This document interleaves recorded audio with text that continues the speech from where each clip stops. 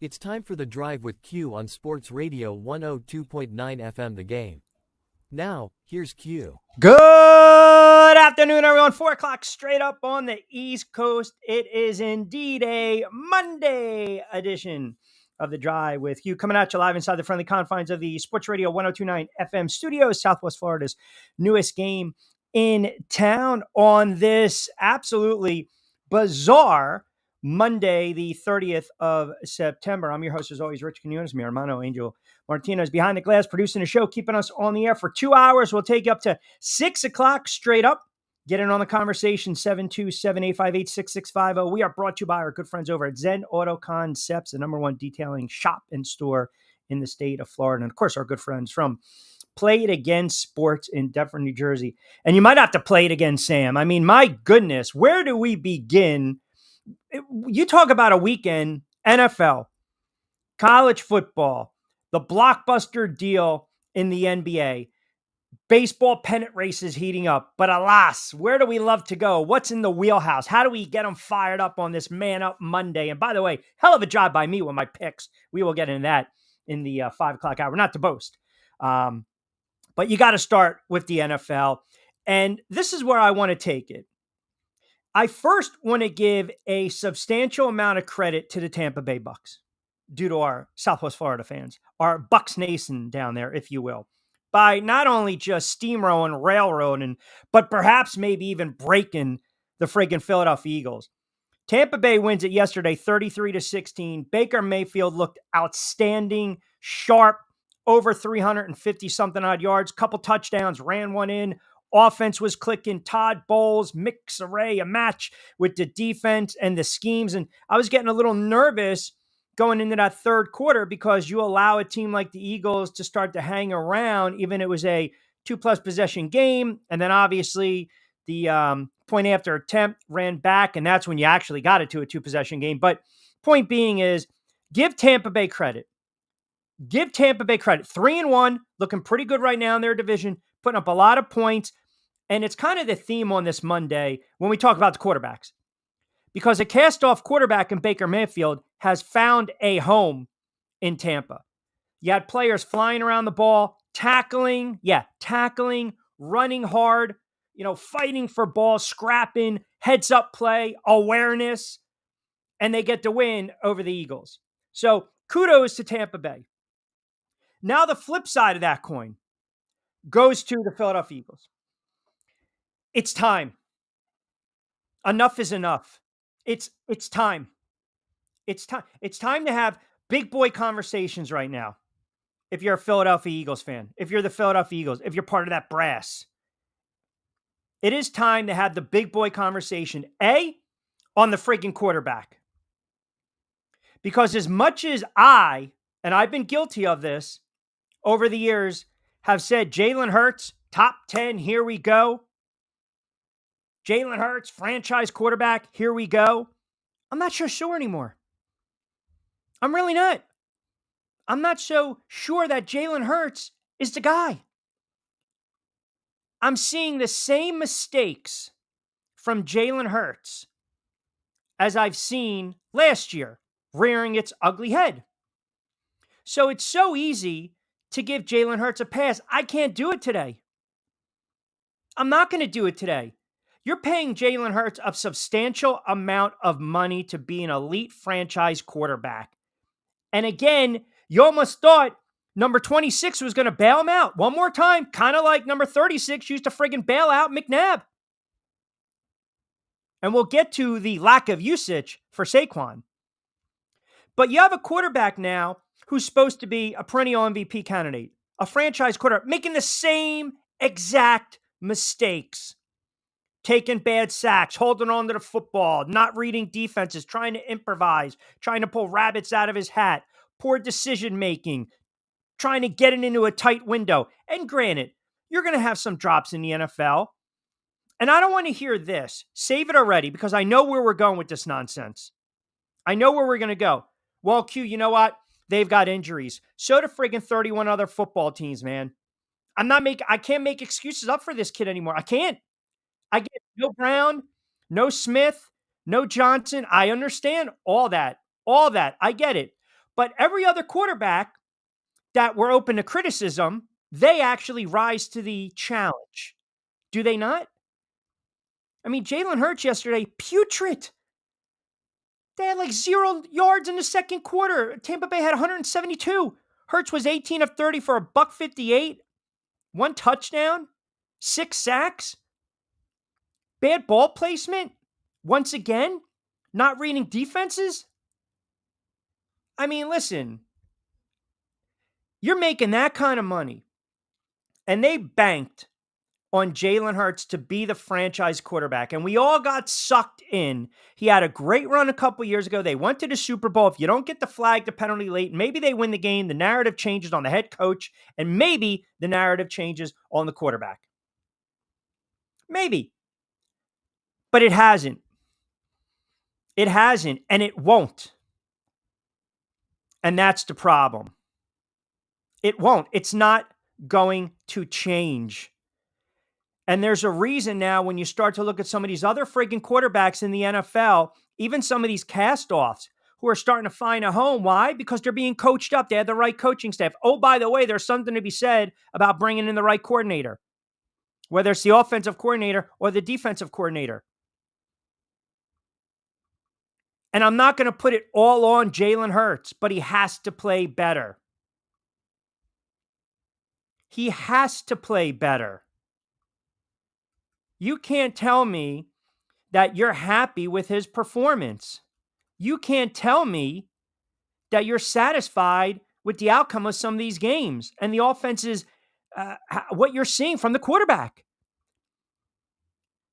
Do you see the numbers on Jalen Hurts when we start to talk about fumbles and picks and interceptions and turning the friggin' ball over? I mean, he is a turnover machine.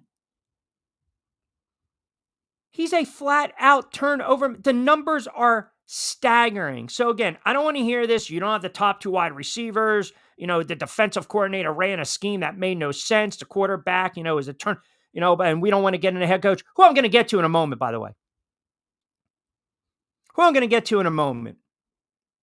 But they allowed Baker Mayfield, the Eagles as a whole defensively, to just look like Joe Montana. I mean, you're getting to the point right now where you've got a quarterback that you're paying a substantial amount of money to, who is not playing up to form. He's just not. He isn't. And you're kidding yourself if you're watching these games as an Eagles fan and you think something is going to change and it's going to be different. It's not. Jalen Hurts has played poorly this season. Jalen Hurts got bailed out in the Saints game. Jalen Hurts was slow to start in Green Bay, and if Green Bay wasn't kicking field goals and touchdowns, right now we're talking about a 1-3 team. Well, actually, we're talking about an 0-4 team. Pardon me. We're talking about an 0-4 team.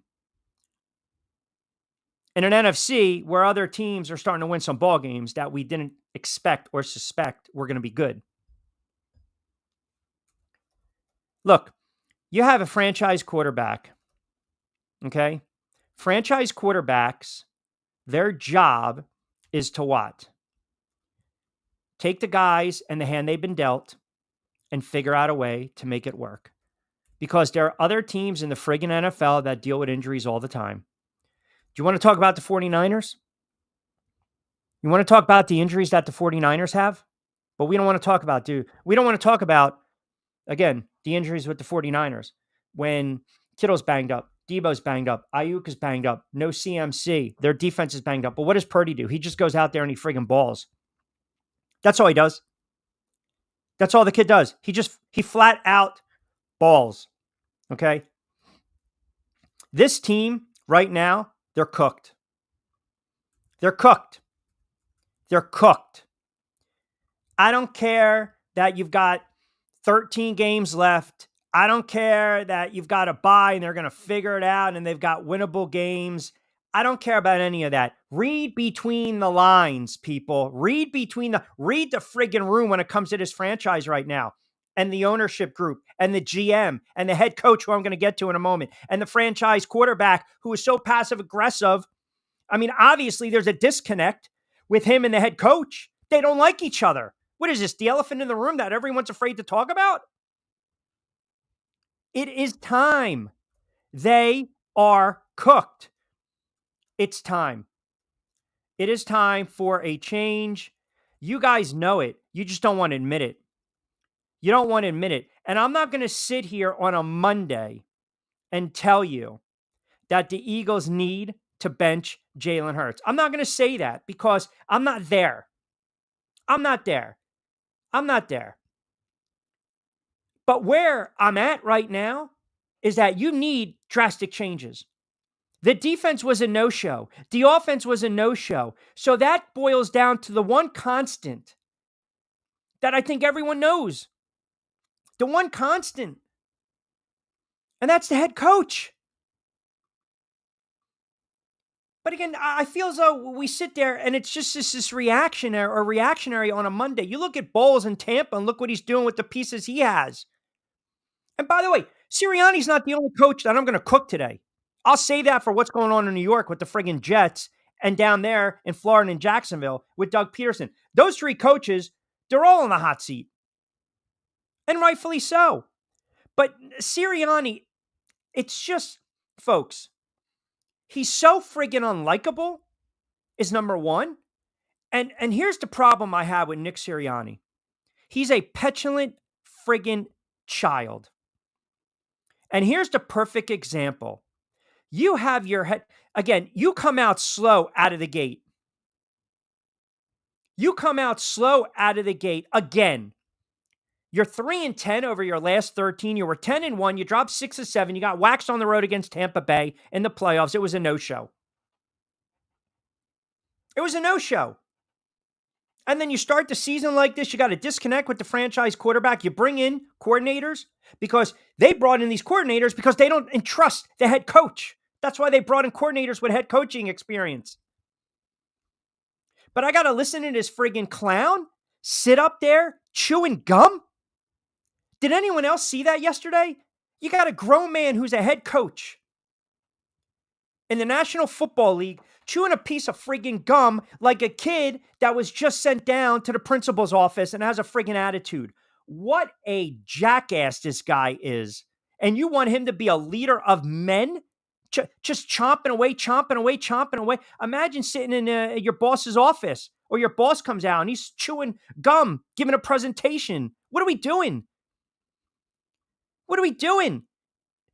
I mean, this guy, he just doesn't get it. He's not head coaching material. And you've got players that are coming out afterwards that are tweeting. I mean, you knew the Darius Slay tweet was coming. Ha! You want to talk about another jackass? It's Darius Slay. Yo, my man, stop tweeting. How about you freaking cover somebody? I mean, this guy has the audacity to tweet at 523, 150 pass breaks up, 28 picks, 6 Pro Bowls, all pro. When you talk bad about me, don't forget to mention the greatness. Shut up. Shut up. You are not big play Slay. You're soft ass Slay. You're celebrating because a rookie wide receiver dropped an easy touchdown pass and you're going like this. Incomplete. Get off friggin' social media. You got guys tweeting apparently during the game. See Nate Gardner-Johnson, who I don't know what the hell this guy's doing. Reel your team in. They are so friggin' unlikable. They are such an unlikable group, and it comes from the head coach.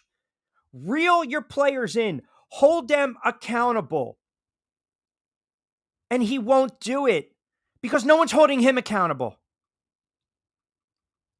No one's holding him accountable. And that's the problem you have in this NFL with some of these head coaches and some of these players. You're letting the inmates run the friggin' asylum. And it's utterly ridiculous. You're letting inmates run the asylum. Man, I'm telling you right now, we're in the 70s, the 80s. You're not doing this kind of nonsense. Now, I'm not doing the, get off the porch kind of talk, but I'm just saying hold the players accountable. Hold yourself accountable. You got the head coach of a prominent franchise sitting like this. Well, I'm surprised he didn't freaking blow bubbles. You give the ball to Saquon Barkley one time, he rips off 50-something yards, and then you don't give it to him again? Avonte Maddox, you look like a friggin' El Matador out there. No tackles. The lack of tackling yesterday, the fundamentals, not understanding the muff punt rules. It boggles my mind. And I went through Shermer, McAdoo, and Judge. And now I'm going through it with Dable. So I know jackass head coaching when I see one. This guy's a jackass. This guy has absolutely no business being an NFL head coach. None whatsoever. None. None. I don't care if this team wins 7, 8, 9, 10 games. They should have gotten rid of him in the offseason. They should have. But you get a pass when you make a run into the Super Bowl. You get a pass because you build up some equity in the league. And now you paid your franchise quarterback $200 and something million, and the results, the return on your investment, it's nothing. And you've got a quarterback that has absolutely tuned out the head coach. And you have a head coach that is so passive aggressive when it comes to the quarterback. It's not working. It's just not working. And I'm laughing. Listen, I joke with you guys because I'm a Giants fan. The Giants stink. I'm not going to sit here and tell you I don't get great pleasure by watching the Eagles stink up the joint. Of course I do, just like you guys would. But in all fairness and being objective, how can you deal with this crap anymore? How can you sit there as a fan and take this? The same's going to be said in a couple moments with the Jets, and the same's going to be said what's going on in Jacksonville with Doug Peterson. I mean, honestly, you guys want to sit there and you don't want to blame the head coach. You don't want to blame the quarterback. You want to blame the scheme. You want to blame the injuries. You want to blame, what was it yesterday? You were talking about 100-something degrees in Tampa Bay, so let's blame the lack of IVs. Stop. It's embarrassing. You have to sometimes just take a breath and take a step back and realize it's not working. It's not working. But nobody wants to do that. What we want to do, because this is what we do. What we want to do is we want to mask it. We want to act as though it doesn't exist and everything's going to work itself out. Folks, it doesn't work like that. It doesn't work like that. You can't just wake up and say, we're going to turn it around. I mean, the defensive schemes, the blitz schemes, the lack of a blitz, the missed tackling, the muff punt, the not understanding the rules, the quarterback making poor decisions. That's all coaching up players during the week. That's fundamentals. That's fundamentals. When it's lack of fundamentals, who's it on? Who is it on? It's on the head coach. It's on the head coach. And I get so aggravated because after a while, it's like enough is enough, man. Like, seriously, enough is enough. What is preventing the Philadelphia Eagles right now from firing this guy? Why? Who are you going to bring? You got two coordinators that have coaching experience. Who cares? I don't care if it's week 4. I don't. This is a trend. It's a trend. They might win their 6, 7, 8 games, 9 games. Hell, maybe they get to the playoffs. I told you, I don't think they're a playoff team. The team I predicted won again, by the way, Washington, to win the NFC East. So what if they do? They're not going anywhere because this head coach and this quarterback do not like each other. And I mentioned this months ago on the air. You don't have to like each other, but you have to respect each other. And they don't. They don't. It reminds me of when you're at work, you got a coworker, you got a boss, or you have a supervisor, and you got to work with them. You're stuck with them. But again, you can't tolerate him. So you walk by him, you make a beeline when he's going that way, you go that way to the water jug, to the coffee machine, to the bathroom. You time your walk. You just want to avoid him. That's what we're getting right here with Jalen Hurts and Nick Sirianni. So you got the leader who's supposed to be the head coach and the captain who's supposed to be the franchise quarterback like this. They're not on the same page. They're not on the same page. And you're seeing it in the game on Sunday. You're seeing it on the games over the last 13-something games dating back to last season. And it's a bad look. It's a recipe for disaster. Everyone was asking me, even this week, and I got so many comments coming in on Facebook and X, and I'll get to them, and you guys as well in a second, 727-858-6650. Who are the quarterbacks that are on the hot seat? Who are the quarterbacks that are going to axe? Who are the quarterbacks that are going to get fired? Hey, man, I know it's not the norm, But sometimes you do have to make a change. You have to, I think what you're seeing right now in some of these locker rooms in the NFL with some of these teams that are struggling, you have a conflict, right? You have you have players being pulled in one direction, maybe pulled in this direction, coaching staffs being pulled in this direction. Not everyone's on the same page. You guys were getting on me last week. You guys were crushing me because I kept saying, what's the identity of this team? They don't even know. They were asked that yesterday. They don't even know. They don't have an identity. If you don't have an identity in the NFL, you're not winning football games. You're not. You're not winning football games. You're either a running team, a passing team. You're playing defense. You're playing against the run. You're a good special team. You have to have some way, shape, or form identity in the NFL. This team has none, and they continuously come out flat. Explain this to me. On the road, talent-wise, matchup-wise, pound for pound, even with injuries, they should have beaten Tampa Bay yesterday. They should have won that game. They at least should have been competitive, played well. They didn't. They don't. They haven't. And we keep going back to the same thing. It's literally insanity at this point.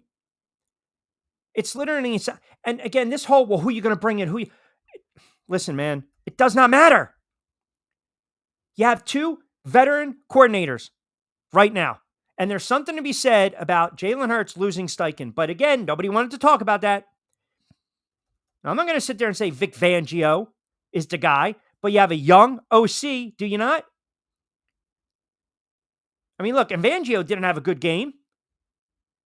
I mean, his blitz scheme, his design yesterday was horrible. Baker Mayfield sat in the pocket and was baking cakes, baking pies. Discount double check. He was doing State Farm commercials or whatever the hell he used to poach and plug. I mean, he looked like Montana-esque.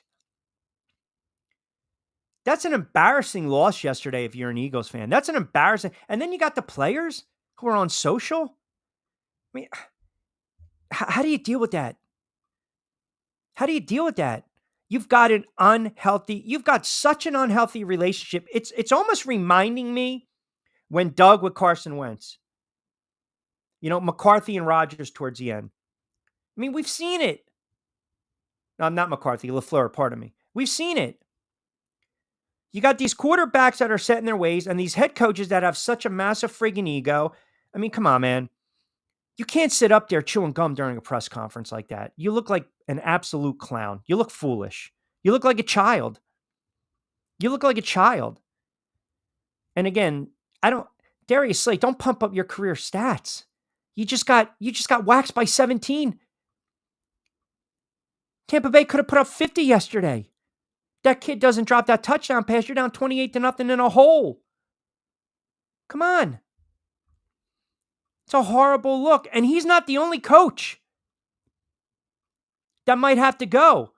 I mean, what the hell happened in New York yesterday? Oh, by the way, we gave you that pick, Denver. We told you take Denver in the points.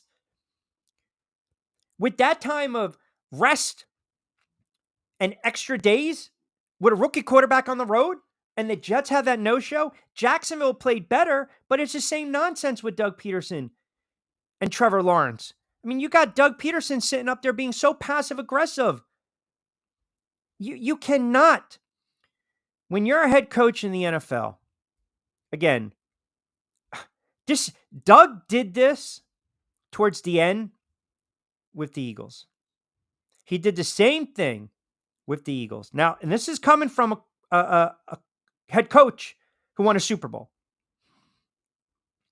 When the head coach starts to come out and say, as coaches, we can't go out there and make the plays, right? That's a passive-aggressive shot. You're 0-4, man. You're 0-4. You played better, but you're 0-4.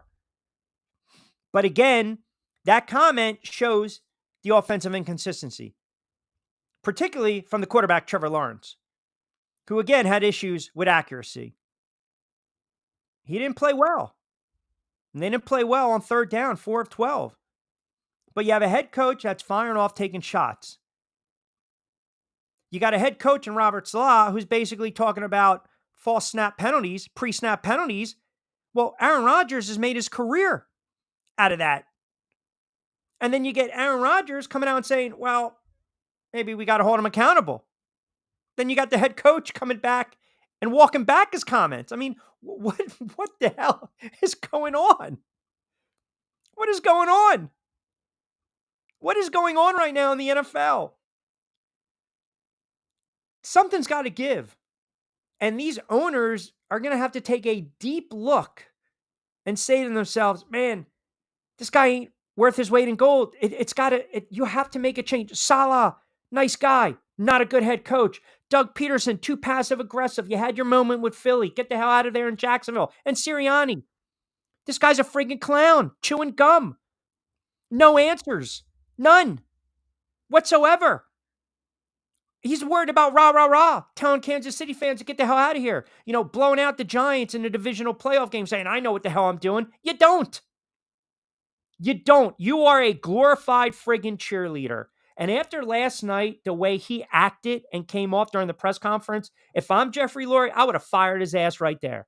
But that's not going to happen. That's not going to happen. 25 past the 3 o'clock hour, the 4 o'clock hour on the East Coast, just cranking it up. We'll get into your comments, texts on the other side. We're cranking up on a Monday edition of The Drive with Q. Rich Quinones here, Angel Martinez behind the glass, 727-858-6650. We will rip through the comments on the other side. A lot of NFL, a lot of Eagles fans chiming in, coming at me. Let me hear what you guys have to say. They are cooked. I don't care if there is a whole season. There is a underlining issue with this team. And by the way, they're not the only team in the NFL that's cooked. And on this Man Up Monday, I will man up to some of my thoughts leading into the weekend. But as far as some of the picks, which we'll get into in the 5 o'clock hour when we go a little more around the league with the number, we did fairly well this weekend. Little college, little NBA, and a little baseball. And the Met fans, oh my goodness. I mean, if you are the Mets fan, how about this? How about this? Francisco Lindor, a 2-run shot in the 9th, and the Mets punched their postseason ticket in a wild 8-7 win against the Braves. Met fans texting me in on the road here and there. What are the updates? Give me some love. I got to know what's going on with my Amazons. I thought you guys were going to start jumping off the bridges over there, all over on the boroughs. The Mets, they never make it easy, but the Mets are in the postseason. All right, we're cranking it up on the other side. We'll take you up to 6. Keep it locked in to a Monday edition of The Drive with Q right here on Sports Radio 102.9 FM. The Game, Southwest Florida's newest game in town, and of course, Coastal Sports Network. Ion Tampa Bay is the latest news, weather, and traffic for Pinellas, Pasco, Ellsboro, Hernando, and surrounding communities. Stay connected on X, Facebook, and their website, iontp.com. Ion Tampa Bay keeps you informed on breaking news as it happens. Southwest Florida's newest game in town. Sports Radio 102.9, the game powered by Ion Tampa Bay. We'll be right back. Adopt US Kids presents What to Expect When You're Expecting. A teenager. Learning the lingo. Today I'm going to help parents translate teen slang. Now, when a teen says something is on fleek, it's exactly like saying, that's rad. It simply means that something is awesome or cool. Another one is totes. It's exactly like saying, totally, just shorter. As in, I totes love going to the mall with Becca. Another word you might hear is jelly. Jelly is a shorter, better way to say jealous. As in, Chloe, I am like so jelly of your unicorn phone case. You don't have to speak teen to be a perfect parent. Thousands of teens in foster care will think you're, rad just the same. To learn more, visit adoptuskids.org.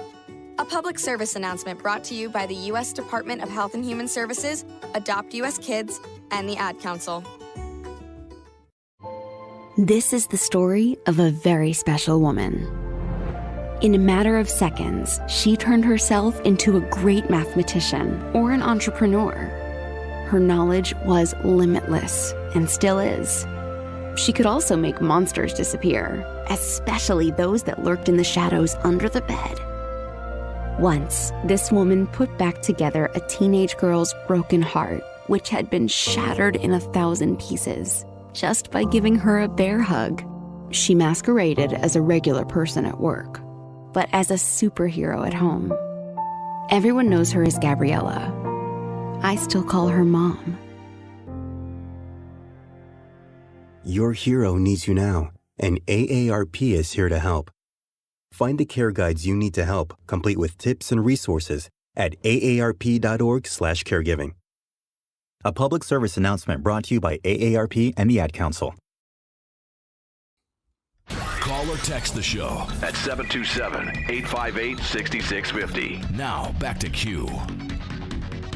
All right, 4:30. I feel like I had a squint right there for a moment. 4:30 on a Monday edition of The Drive. It is a Man Up Monday edition of The Drive with Q. Rich Quinones here. I'm me, Armando Angel Martinez, behind the glass, producing the show. 727-858-6650. Oh, my goodness, do I love to troll the Eagles fans. All right, let's get into it. What do we have here for these comments? Damon from AC, only 10 carries. Helen Moore. Kellen Moore. Yeah. Well, here's the thing. I listened to Sirianni talking about, which I will say this, it was a very interesting explanation about the carries. All I'm saying is you've got number 26. You got to use him. What did I say on Friday's show? This is a game where he's got to get 25 touches, 26 touches. I mean, he's a weapon. You see that. You see that. Now, again, he's always had issues picking up the blitz. We know that from his time with the Giants. But when healthy, engaged, and on the field, he makes plays. We know that. I mean, he ripped off that long friggin' run, 59-yarder. 10 carries, though. That's not going to get it done. 727-858-6650. Let's keep going with the comments. Joey B. Gruden or Belichick to the Eagles. Only coach Eagles. That will work. Listen, Belichick's not going anywhere. I mean, think about if you're Belichick. You're 60-something years old.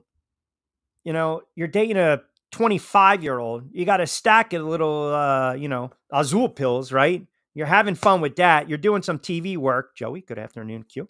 Appreciate it. Good afternoon to you as well. He's not going anywhere right now. He's not. Now, when we start to link up these head coaching vacancies, and there's probably going to be a bunch of them, sure, Belichick's name's going to be at there. Gruden is to me, Gruden is a more successful version than Sirianni, but more annoying. I mean, Sirianni's annoying. Gruden, you don't want to see Gruden up there. You just don't. You really don't. Bunker Boys, Eagles are not cooked yet. The oven is being preheated out. They are cooked. They are cooked. They will win games because it's the NFL. And teams find a way to win games and turn it around here and there. But can you honestly, objectively say right now, I guess it's not even about the Eagles per se, your confidence level in Jalen Hurts. Your confidence level, be fair. And I should get hammered. I've defended this kid. He's a great quarterback, top 5. He's elite. He's not. He's not. And you take his weapons away, he's an average at best quarterback. I mean, he's more concerned about feeling around how he looks and spewing out verses than answering questions at the press conference. And his head coach does the same thing. You lead by example. They've got no leadership. They've got no identity. You got players that are more concerned about getting on social media after a loss. After a loss. I lose a game. Leave me alone. Don't bother me. After a loss, first thing, where's my phone? I got to make sure. I got to tweet out and let everyone know. Darius Slay, I have to let everyone know that I have 150 pass breakups in my career, 13 interceptions, a couple Pro Bowls, successful player. You know, I have to let everyone know.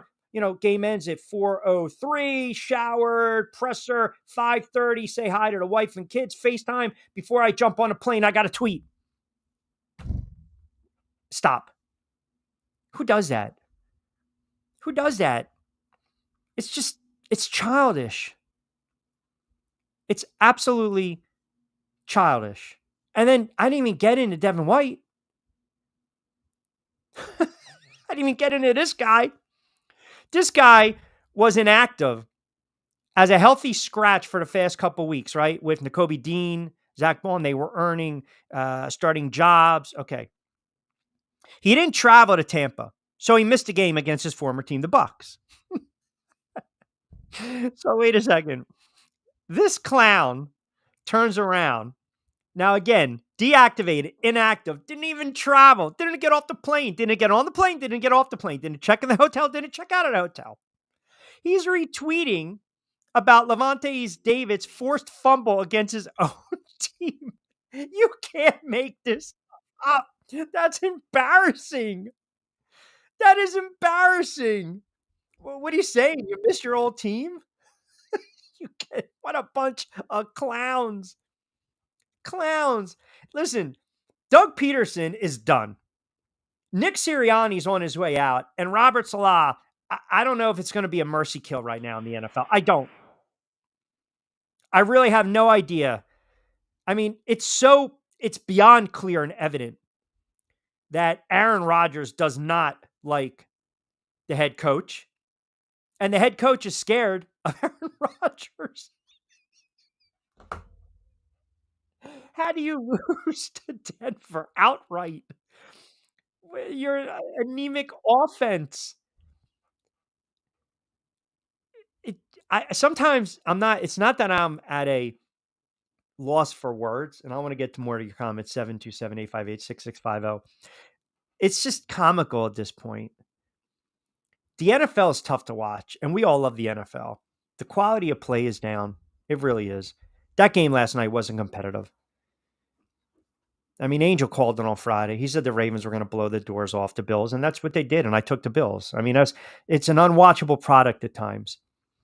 But it's worse, or it's a lot more comical, when you listen to some of these players and some of these head coaches. 727-858-6650. 727-858-6650. It's just the product. It's not good. And there's something to be said. And I posted this. And I got some interesting replies on it. And I want to read a couple first. And you tell me what you guys think. So, losses happen in the NFL. We all take them, right? Okay. You come out flat. You're unprepared. You're not engaged at all. That clearly falls on the head coach. If you think otherwise, I think you're clueless. With all due respect. You change players, coordinators, but then there's one constant that's staying the same. And that's the head coach. Right? Russ chimes in, Q, you can't evaluate any part of this team with such a clueless coach. I'm not going to act like a kid and say I'm done with the team, but I'm done caring more than ownership. The team raising in value does nothing for me. Shaking his head. Cody chimes in, I told you 3 years ago, Q, Jalen Hurts, is a very average quarterback, will make the offense mediocre. He got benched at Bama for the exact same reason. You guys are paying him $50 million to be an average. It's not my money, right? Andrew chimes in, well, I tend to agree. Hurts is a lot of the share to blame in this mess. Been playing quarterback since he was 5. No pocket presence. If a defender barely slides by him, he doesn't automatically disappear. You have to really step up in the pocket. Come on. That game was set match right there. It's a fair point. But it all goes down to what? The head coach. Look around the whole NFL. These quarterbacks that are struggling. Go look. Go look. Go look around the NFL. And you tell me what they all have in common. It's coaching. It's coaching. What do we got here? Let me see. Patty, you're being way too harsh on Hurts. He has no help from defense, was sacked so many times. I'm surprised he got up on a few. He took responsibility at the press conference saying he didn't do enough. Where's backup and support, aka trash talker? Patty, I appreciate that. I don't think I'm being that hard on Jalen Hurts. I don't. Doug Peterson back to Philly. Yeah, I got swampland I want to sell you. Let me address Patty's comment. I think Jalen Hurts has regressed.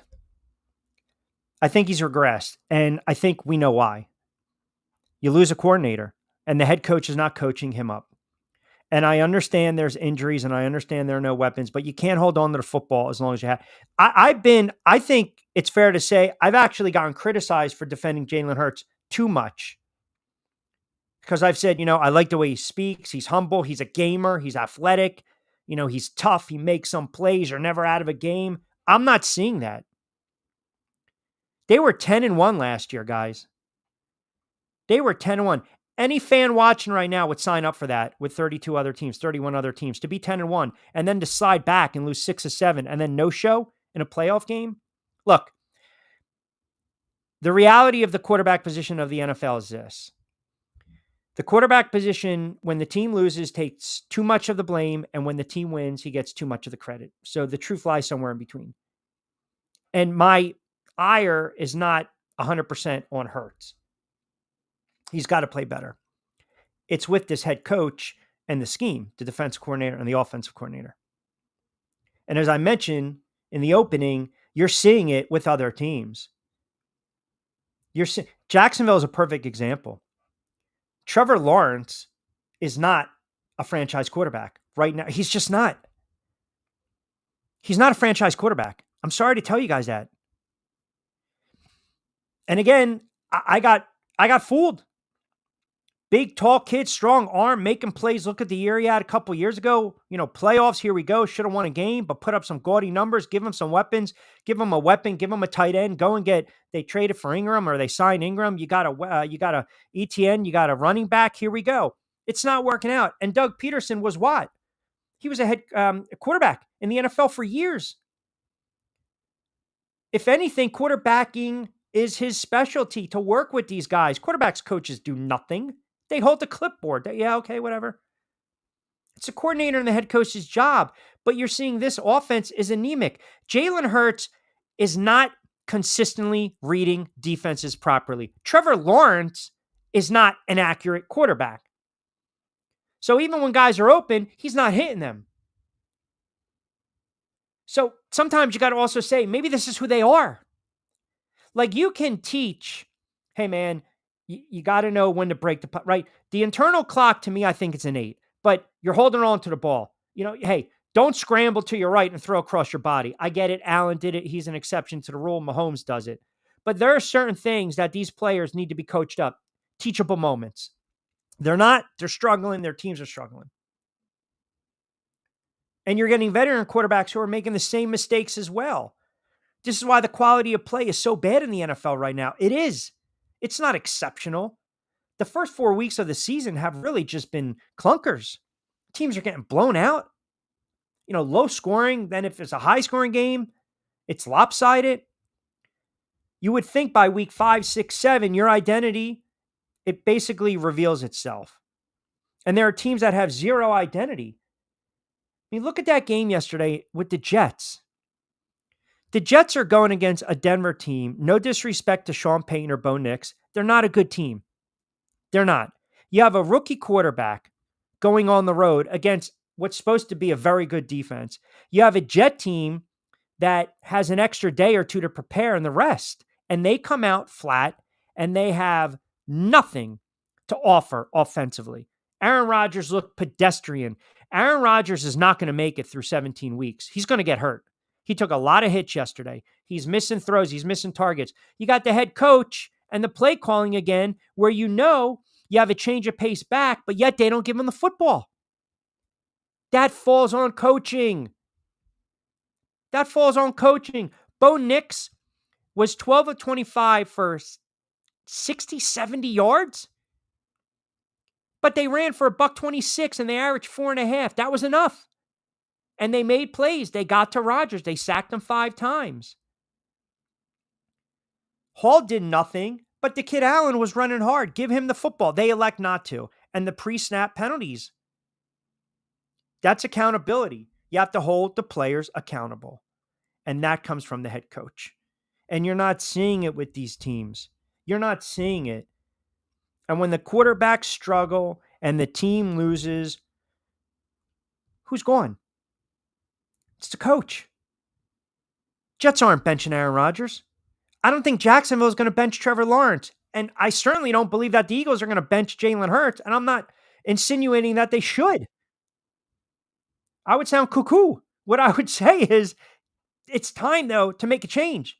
And if that means getting rid of the head coach, you have to get rid of the head coach. Sometimes, if you're not in the locker room and you have no idea what's going on behind closed doors, and we don't know, I can only and I had this conversation with my buddy, I can only speak on 20 plus years of being in locker rooms and talking to athletes. You know when there's a divide. You know when there's a divide.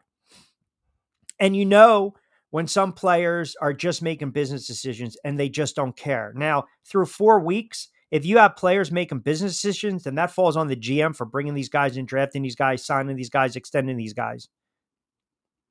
You don't want those types of players.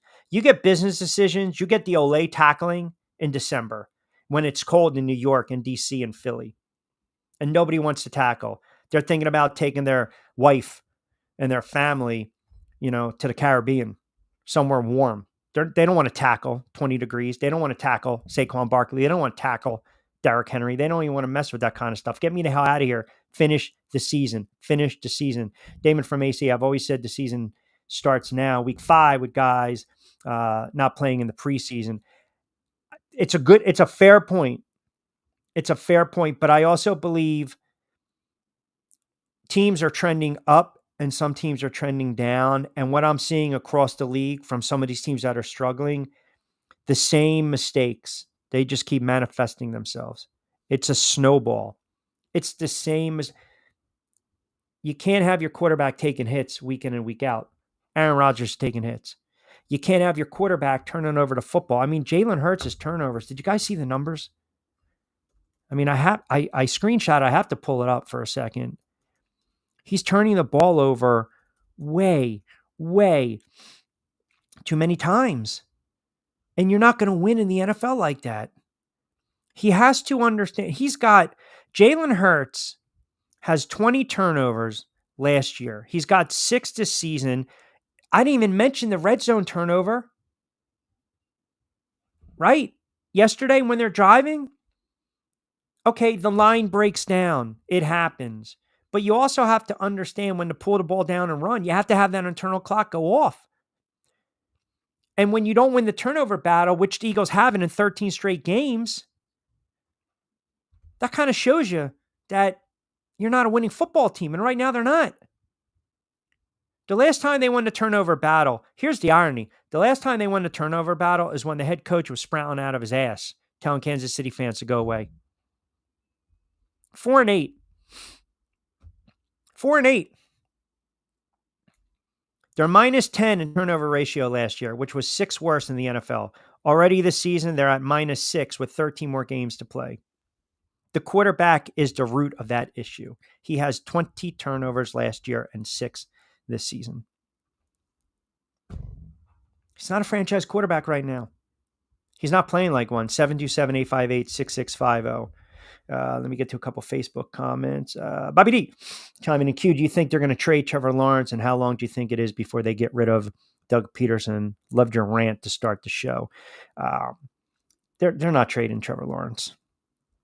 They're not. I would love the Giants to trade for Justin Herbert. Jacksonville's not trading Trevor Lawrence. As far as Doug Peterson, they have 2 games, I believe, in London. So the watch is on, man. They're 0-4. If they lose to Indianapolis or the Bears or worse, if they go to London and they'll stay there, oh man, can you imagine getting fired? I mean, I guess you can go home, right? They'll take you home. Who knows? Coach, you flew in on a private jet. But they play the Bears October 13th. They play the Pats October 20th. So I give it 3 more weeks. It might even be sooner. But the clock is ticking on Doug Peterson. The clock is ticking on Doug Peterson. And I know they've got some injuries. And last year when they faltered, they turned around, they fired Caldwell. But if you're Doug Peterson, you can't. We want coaches to be transparent to some extent, right? We want coaches to get annoyed. We want coaches to have a little bit of fire. But again, he's come out and we know about his play calling. He said he's not worried about an 0-4 start. He should be. He mentioned he's not concerned about his job status. He should be. The fall guy last year was Caldwell. You could have made a strong case that Doug Peterson should have been fired. He's not developing their franchise quarterback in Trevor Lawrence, who they just paid And you can only stress positive so much after a loss. And when you turn around and basically say, coach is coach, coaches can't go out there and make plays, you are taking a direct shot at your 53, right? I mean, that's what you're doing. And I know he wants to hold himself accountable, but I think right now you've got a head coach. And I think it's kind of like what's going on in New York with Brian Dable and Daniel Jones. They realize they're kind of stuck with each other. At least Nick Sirianni and Jalen Hurts had success because they had to run into the Super Bowl a couple years ago. But I think Doug Peterson's looking at Trevor Lawrence and he's flabbergasted. He's aggravated. He's frustrated. Why can't you hit the open receiver? Why are you not going through your progressions? Brian Dable's looking at Daniel Jones and he's like, hey man, throw the ball down the field or we're going to limit you because we want to show your limitations, whatever that is. Self-serving sabotage. I don't know. 727-858-6650. Let's get to a couple more comments if we can before we hit a break. Brian Hurts looks completely lost. He did. He did not. Listen, last year he was hurt. I think Jalen Hurts was hurt last year. I think he played banged up. I think he was injured. I believe it limited some of what they wanted to do from a play calling standpoint, the RPOs, the running, the scrambling. But I feel I'm looking at a quarterback that has absolutely no confidence right now. He's a quarterback that's skittish. He's a little shaky. You can't play in this league and be afraid to make a mistake, but you also can't make the back-breaking mistake. And he has made some back-breaking mistakes. He has. Gene chimes in. Birds are going to have a better record than 7-10. He still may go. Eagles fans at times have unrealistic expectations. Yeah, but fans are allowed to. That's what being a fan is all about. I mean, and Jacksonville had good expectations this year. We're not the Jets, Super Bowl or bust. Did we not hear that? I mean, that's something I want to get into a little more because how are we? We're going to sit here and we're going to get on Doug Peterson. We're going to get on Nick Sirianni. Robert Saleh should not be coaching the Jets right now. He just shouldn't. He shouldn't. And I know you guys might be sitting there saying, well, that's a lazy take to say, oh, these guys need to get fired. Yeah, but are you seeing what I'm seeing? Are you not seeing what I'm seeing? You have a Hall of Fame quarterback in Aaron Rodgers. And obviously last year, 4 offensive snaps early in the season, Aaron Rodgers goes down. Okay, we know the story. I don't need to rehash it. And he's banged up. So when you're talking about the cadence and you have pre-snap penalties, pre-snap fouls, flags, Aaron Rodgers throughout his whole career has always been able to draw defenders off sides. It's his gift. I mean, he's probably the greatest quarterback at drawing the defense off sides and getting the free play, the free shot down the field, which we rarely see in the NFL anymore because they don't allow the play to continue. So when you got guys jumping on the line because they don't understand the cadence, and I get it, 4 games in, this is why young players, it's really smart to get involved in OTAs, minicamp, and training camp and not, go out and decide to go find yourself again in Dubai or whatever the hell he did. But point being, when you have a quarterback in Aaron Rodgers talking about the cadence, and then you have the head coach talking about the cadence and the offense's operation, tells me right there, they're not on the same page as well. And to take it a step further, a cadence standpoint, that's pretty much what makes Aaron Rodgers who he is. Taking the shots down the field, getting the free play. If your offensive line, if your tackles, if your centers, if your guards, these guys are jumping and pulling, again, that's coaching. You need time together to build that cohesiveness and that synergy on that offensive line, understanding the timing. And that's when Aaron Rodgers came out and basically said, well, wait a second. Why don't we just hold them accountable? Right? And that's their ends, there lies the problem. There lies the problem right now with these two. Because when the Hall of Fame quarterback and the current head coach have differing takes, that's not good. Yes, Aaron Rodgers has it was described to me as a very complex pre-snap cadence, which causes confusion on the offensive side of the ball. Okay, fine. And it led to them not even scoring a touchdown yesterday. Fine. We got it. We get it. You guys understand. You watch the game. You know exactly what I'm saying. But again, if you look at the body language, and if you're looking at the interactions on the sidelines, if you're looking for the engagement or ignoring or walking away or rolling the eyes, remember last week, he kind of backed off. Don't celebrate just yet. I mean, there is an underlying issue. The head coach is scared to lose his job. Patty from the 609, what positive advice can you give Browns fans for the season? Betting Giants might be the only game they win. A little shot at me. The Browns are Patty, a.k.a. trash talk. Well played. Yeah, the Browns, they're not good. They're not good. And somebody asked me if they're going to fire their head coach. I don't think so, because the ownership group gave their quarterback all that guaranteed money. But I'll address the Browns in a second because they had a bad loss. There were a couple bad losses over the weekend. But going back to the Rodgers, I mean, where do we, when we start to look at the head coach and the quarterback in this regard, well, they're going to side with Aaron Rodgers. The only reason Robert Saleh has a job is because they knew if they fired him and brought in another guy who's going to fire Nathan Hackett, who's friends with Aaron Rodgers is going to be like, the hell with this.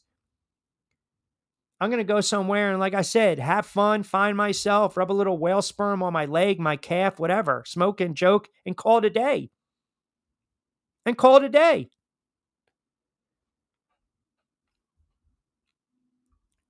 You don't have to like each other. You don't. Do you remember that scene in Moneyball when Brad Pitt's character, Billy Bean, was walking through the hallway and Philip Seymour Hoffman, great actor, passed away, was portrayed Art Howe, the manager of the A's. And they were constantly clashing over the starting lineups. Constantly, right? Because Brad Pitt, Bean wanted Hatterberg.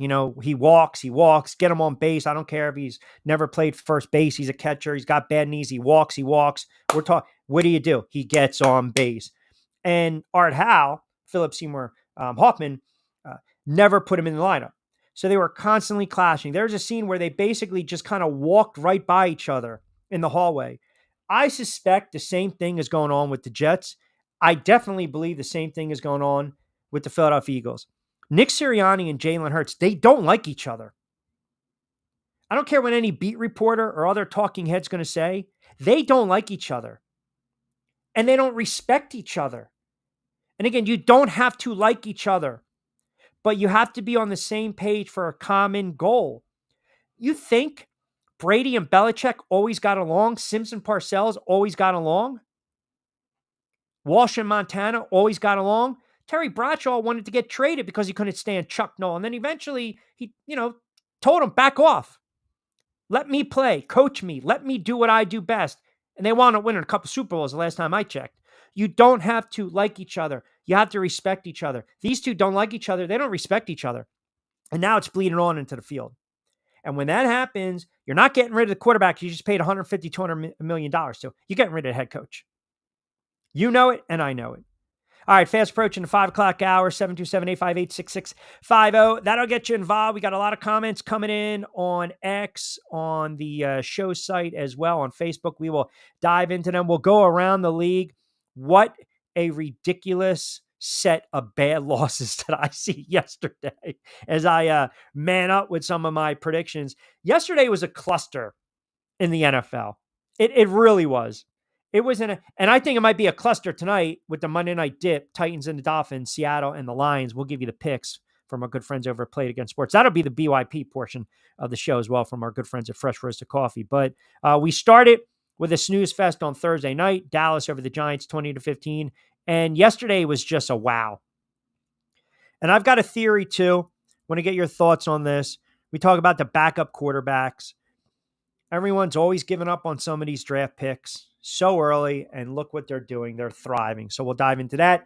give you an update on some baseball. Maybe if we have some time, sprinkle in a little NBA. And yes, I will mention a little college football because I do have a little egg on the proverbial face, and I will give Colorado their just due sometime in the 5 o'clock hour. All right, 16 to books, 60 to play with. Keep it locked in right here on a Monday edition of The Drive. Rich Quinones, Angel Martinez behind the glass producing the show, keeping us on the air. You guys out there as well, 727-858-6650. We are brought to you by our good friends. You see the little logo, a little banner ad right there. Zen Auto Concepts, the number one detailing shop in all of Florida, Stuart, Florida. Check them out online, open 6 days a week as well.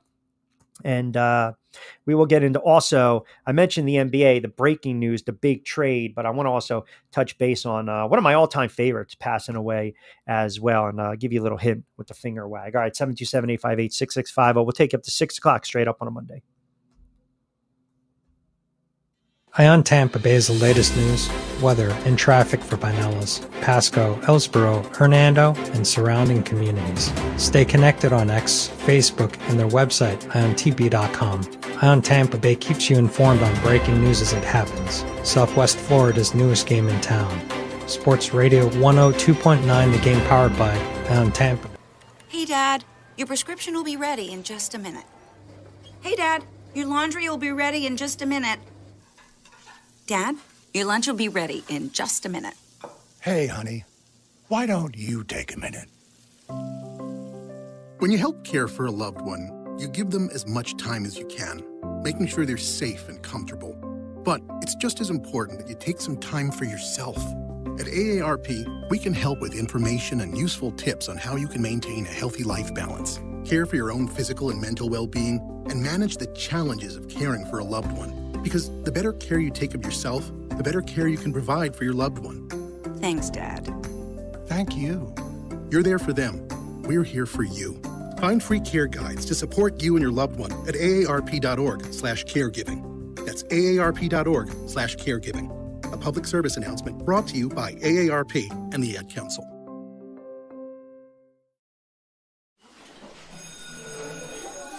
All right, class. Let's hear what everyone did this weekend.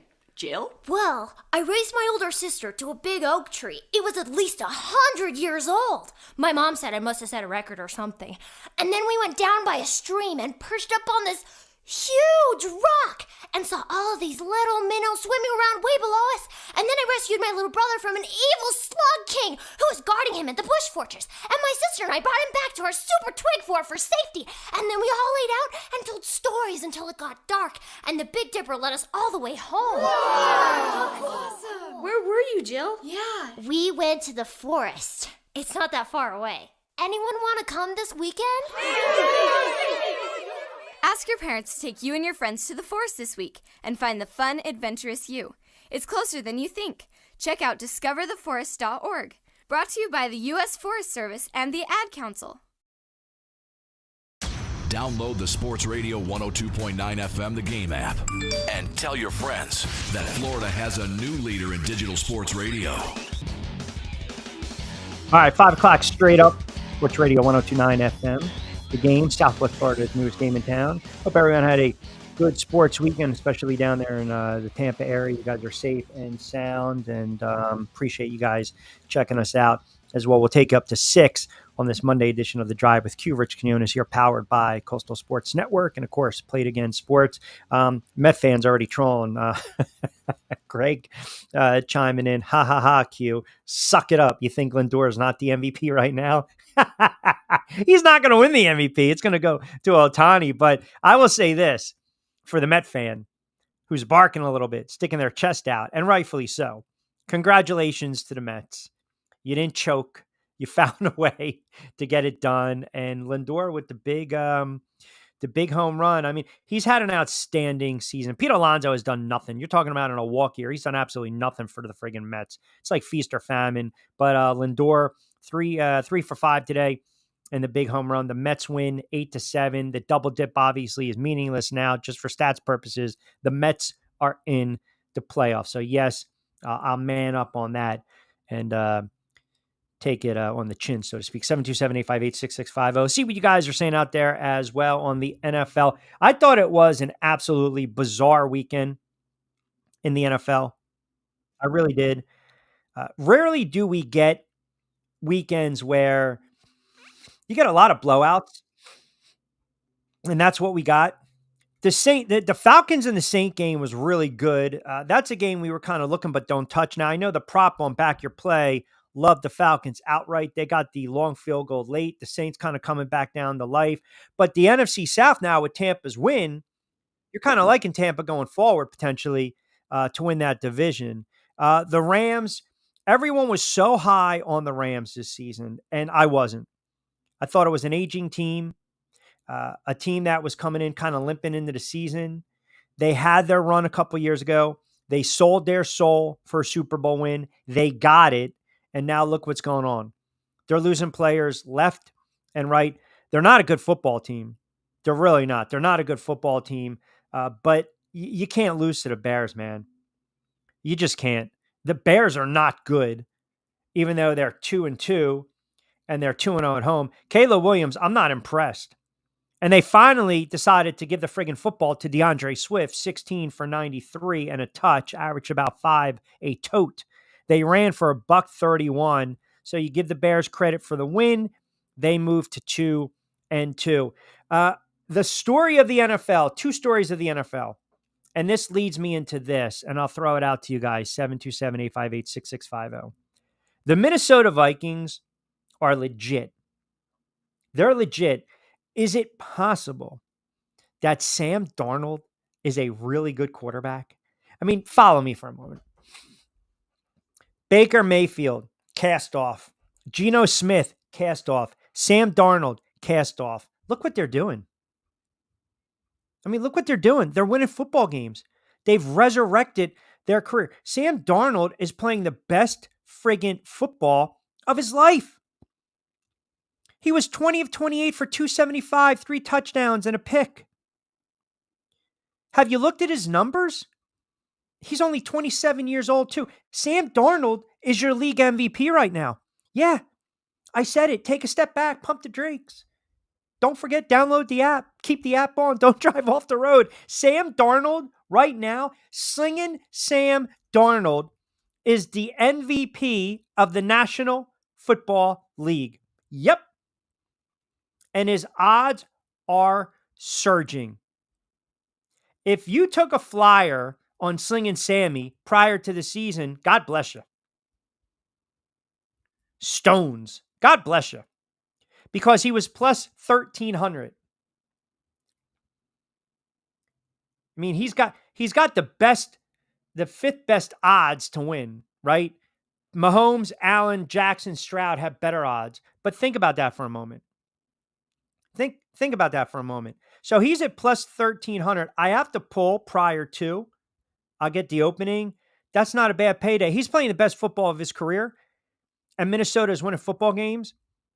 That head coach is doing a hell of a job. That defensive coordinator is doing a hell of a job. They're 4-0. They're 2-0 on the road. They got the Jets, the Lions, and the Rams coming up. Dare I say it, this can be a 6-1, 7-0 team. Yeah. Slinging Sammy Darnold playing the best football of his career. Geno Smith resurrected in Seattle. Baker Mayfield resurrected in Tampa Bay. I will get to Tom Brady's little shot, which I thought was pretty humorous. We'll do that a little later on in the show. Then you've got, well, this is a game we like the Colts outright. It was a low-scoring game. I'm sorry. This is a game we like the Colts outright. This is not the over game we took. We'll get into that. But the Colts won 27-24.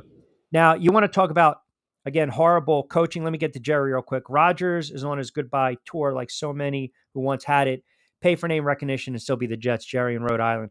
I thought the Jets, now, mind you, he gets hurt 4 offensive plays into the season, and they had a ready-made defense. They just didn't have a capable quarterback last year. I said this, not the March that passed, but the other March. This was when there was this courtship going on. And my opinion was the Jets need to go after Lamar Jackson. And I said, stay away from Aaron Rodgers. I thought Aaron Rodgers was breaking down. I didn't know he was going to tear his Achilles. You don't wish for that. But my point too was he was breaking down the Jets really don't have a really stout offensive line. He gets very frustrated with young wide receivers. We saw it in Green Bay, and now they're thriving with a different quarterback who came back to action yesterday in Jordan Love. And if you take away Hackett, you're not going to get Rodgers. So I don't like the fact that you have to bring in the coordinator to appease the quarterback. But be that as it may, to Jerry's point, they thought Rodgers was going to take New York by storm, lead them into the postseason. It didn't happen last year. I think the Jets are going to be on the outside looking in. The two, if you want to call it bold, predictions I had, the Jets and the Eagles were both missing the playoffs. And then I obviously on the air said, thank you very much, with Jaden Daniels, that Washington was going to win the division. Damon from ACF, Jaden Daniels MVP, 1A. They'll lose to the Jets this week. Daniels is playing well, but I don't think anyone expected Sam Darnold. Remember, Sam Darnold was the backup. J.J. McCarthy was going to be the starting quarterback. McCarthy goes down, and everyone's like, oh, we got to try to play with Sam Darnold.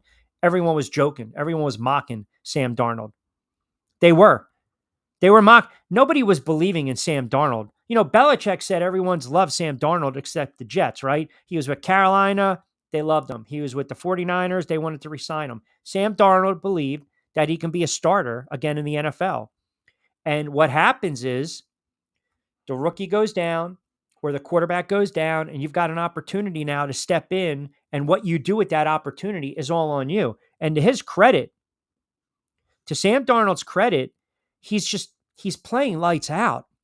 I mean, he really is. I watch a lot of the Minnesota games because I've always been a Darnold fan. I was never a Wilson fan, but I've always liked Sam Darnold because I do believe the kid has talent. And I thought he got a raw deal in New York. Remember, he got hurt, then the mono, and then the issues and the benchings. He's played exceptional football. Yeah, they've got some weapons, no doubt. But you have to be impressed. And they're doing a really good job of keeping him upright. And he's seeing the pocket really well. But his numbers are staggering. He's completing 67% of his passes. He's already has 11, 12 touchdowns, only a couple picks, and they're keeping him upright, and they're 4-0. Daniels in Washington, that was the game we thought was going to be high scoring. We told you on Friday with the Q's picks, take the over. We hit on that one. Washington, Minnesota, absolutely very good stories. NFL season. Darnold, I think, is the story of the season thus far, along with Minnesota, which leads me into, I mentioned the Colts and Anthony Richardson. I don't know if you guys saw this yesterday. It makes no sense. Anthony Richardson gets knocked on his ass, and you think the kid's concussed. He gets hit. And yet, passes protocol, goes back out there, and they run a design RPO again. The kid gets hurt again. I mean, what are we doing? And then in comes the old man, Joe Flacco, kind of like Andy Dalton, and puts up numbers. The Colts get a win. The Steelers come back down to earth. Fields did not play particularly well. We hit on Denver, the Jets. We hit on Philly and Tampa Bay. Cincinnati, we talked a little bit about Cincinnati a week or so ago, how eventually their offense was going to come alive. Dalton coming back down to earth a little bit. When you give Burrow time and he's healthy and he stepped on that ankle and you thought maybe, okay, here we go, this is not good, puts up gaudy numbers again, but they're able to run the football. They averaged about 5 a carry. They're 10 better than Carolina, high scoring game. Dalton put up some numbers, but Carolina's not going anywhere this year. They're 1-3. We know about their ownership group. So Carolina's probably going to win 3-4 games when it's all said and done. Jacksonville, they had that game. They were up 10-7. They were hanging around. 17-13, they were down going in the locker room. They scored a touchdown coming out. They couldn't make a stop on third down. They couldn't. C.J. Stroud went off, and then Lawrence missed a couple of big shots down the field late. They lose that game 24-20. Washington, my Commanders, 3-1. And right now, you can say Daniels is the best quarterback in the NFC East. I mean, Daniels is just flat out balling. They're putting up a ton of points. I can't recall when the Washington franchise, whether it was then the Redskins, the Commanders now, putting up points like this, man. And they've opened up the playbook, and they're playing well. What's going on, Angel? You look like you're ready for a Washington thought. I see. Yeah. I see it. Hand, waving a hand in the back. Yes. Wedding season? Yes, correct. Did you just say your Commanders? I have them winning the NFC East. You I got a do? flyer on them. Listen, I said it to Pete this morning. I even mentioned on my show that you were the only one that said Got hammered. Hammered. Yeah. You're the only one that said that they would end up winning the division even before the season started. I And said thought it you were with nuts. bravado, brashness, if that's a word, cockiness, arrogance. I stand by it. I was unequivocally positive, convictions driven. Boom. Washington will win the NFC East. Hence, Eagles and Dallas missed the playoffs, and right now they're 3-1, and they're playing really good football. Why? Because they got a defensive-minded head coach. They clean house. They're letting their young quarterback go out there and sling it, and they can run the friggin' football and get to the quarterback. Oh, a recipe for success in the NFL. A recipe for success, running the football, getting to the quarterback, tackling players. I mean, what a disgrace yesterday. 7-2-7-8-6-6. 5-0. Let me go around the league before we hit some more comments. A couple more games. The 49ers, the Patriots, I'll say this about the Patriots. They beat Cincinnati to start the season. They lost by 3 against Seattle. But you're starting to see that the roster is just poorly constructed, and you've got a young head coach trying to find his way, and it's a tough sell. Offensively, they did nothing against the Jets, and even yesterday, I mean, you blink and they were down 20-3. And the problem now is, okay, you've got Jacoby Brissett. You know he's a bridge quarterback. We all know that. They're going to lose a lot more games. And even though they've got Drake May, and I think the other kid is on the IL, but they got Drake May. I know, we've had this conversation. When are they going to go to Drake May? Is it time? I'm pretty much right. If you're a Patriots fan, and I know Pete Shepard has a lot of Boston fans that, will bleed into your show and my show. If you're a Pats fan, it's time. It's time. I know people are saying you have to sit him, but there's the argument, what is the optimal window for him to play? And I'm hearing all this chatter, you have to stick with the plan. Well, what does that mean? Like, again, he had a rocky start to the career. We get it. Okay. But you've got a bridge quarterback, and we've seen this before. I mean, learn from history. Look what Minnesota's doing with Sam Darnold. It's okay if May struggles a little bit. It's okay if the game is fast. They're not going to win games. So then if you win 7 games, you're screwing yourself in the draft. You got a rookie quarterback. You believe he's going to be the future of the franchise. Hand the ball over, and that's it. And build around that if you're the Pats. This whole, guys got to sit. He's got to learn. He's got to hold the clipboard. Says who? Like Bryce Young, it was a bad draft pick. That kid's not ready to play in the NFL. I believe May is. And you got the bridge quarterback Brissett, and that's all he is. And he's one hit away from going down. Then you don't have the luxury of, start giving him reps. Practice reps. There is no optimal time. You have to go and you say to yourself, okay, I think this is when he should start. And I gave you the game. I went, again, not that it means anything, but I gave you the game where I thought you would see Drake May. And that was in London on the road against Jacksonville. You're not going to start him against Miami because it's a divisional game and you always try to win those. You're not going to start him against the Texans because they have a pretty good defense. But Jacksonville might have pretty much folded up shop by then in a couple more weeks. Start him against Jacksonville if you're going to start him. Let him get his feet wet, because even the Jets have still a solid defense. You got the Jets and then the Titans, so the kid's going to get cracked a little bit, and that prepares you for the Bears after that. If you're going to start him in London, start him on the road, if you will, against a Jacksonville team. That's not good.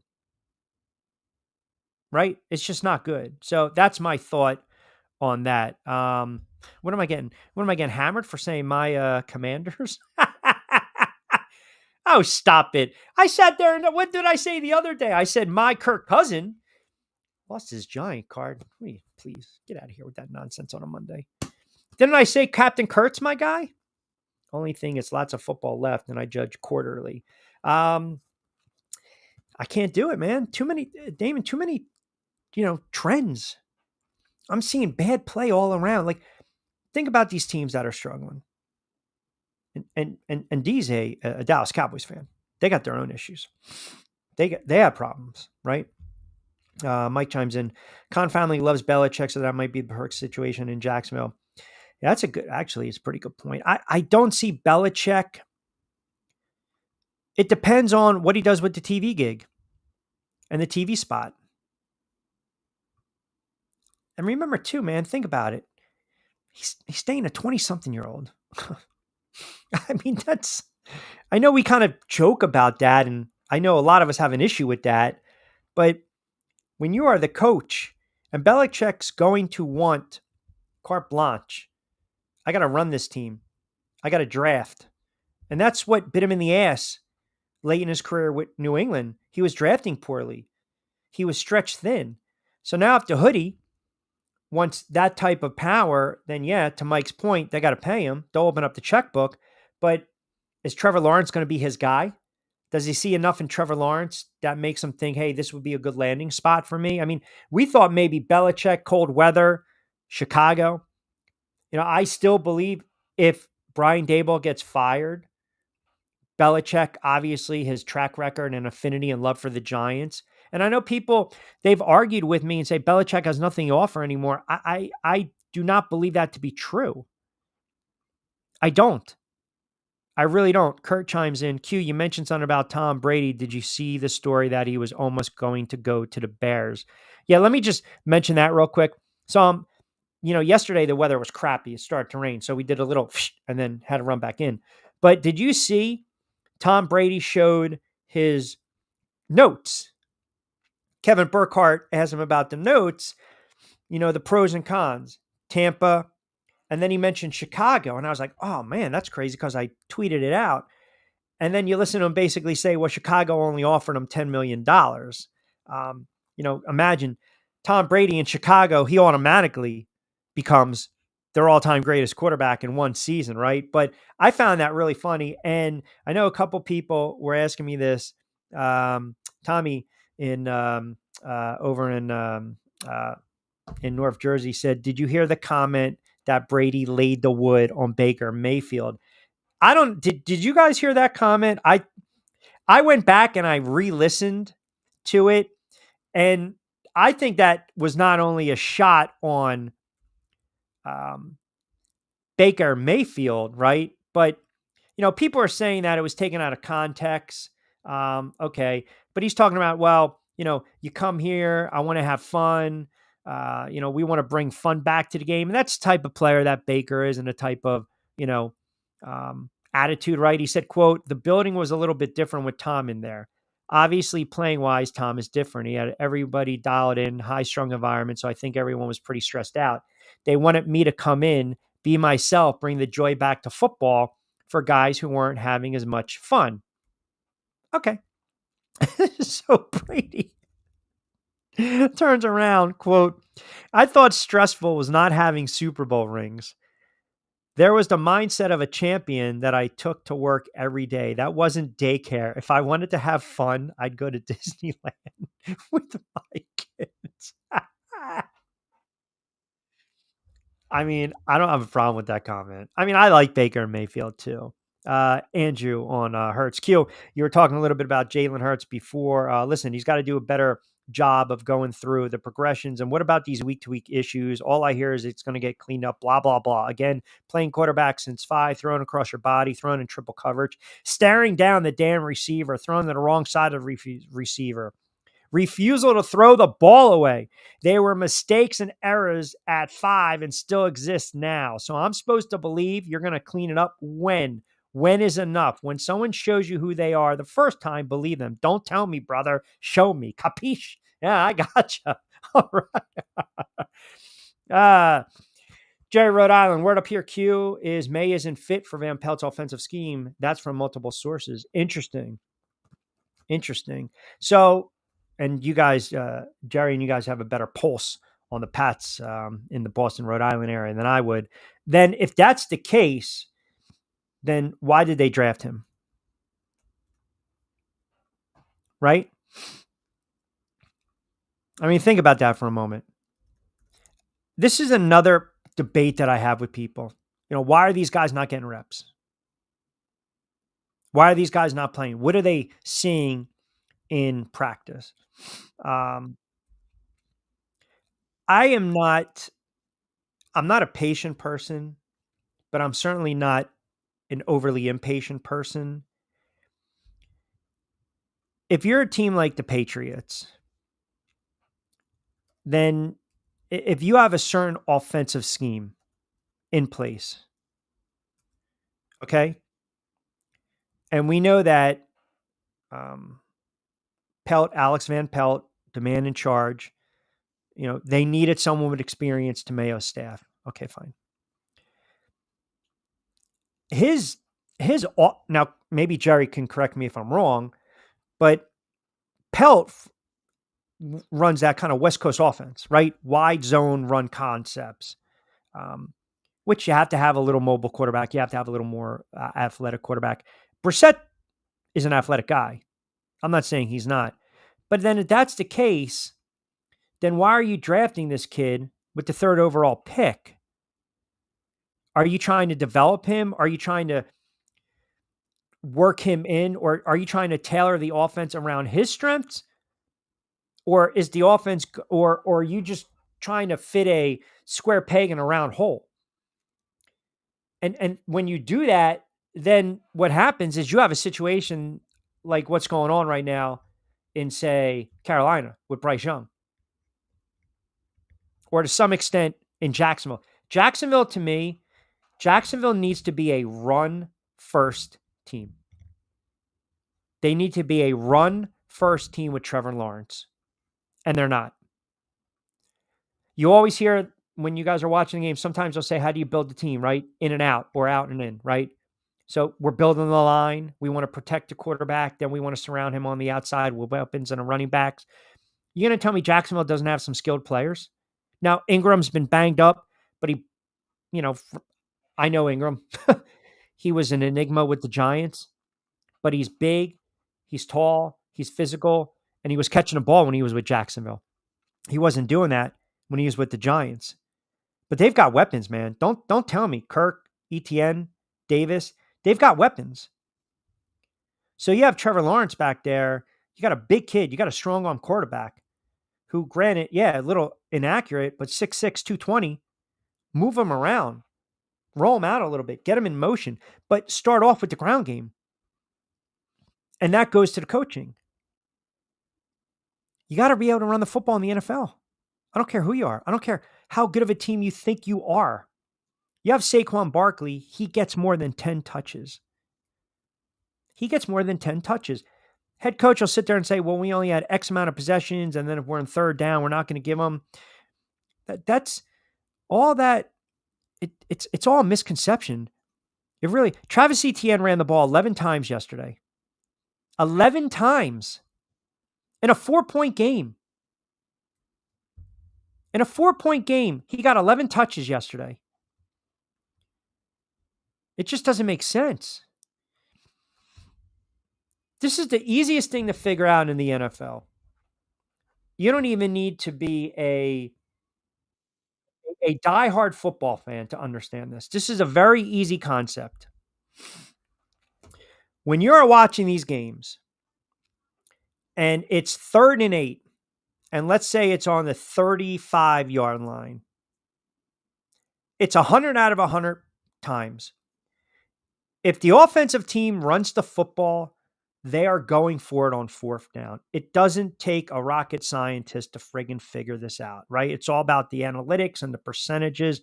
So with all that being said, you go back and you watch some of these games. You're watching these teams, right? Because everyone makes a stop, hey, 4th down, here we go. They're going for it on fourth.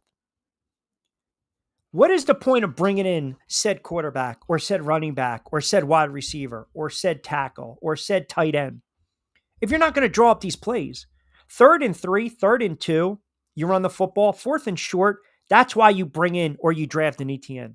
That's why you go out and get a Henry. That's why you sign Saquon Barkley.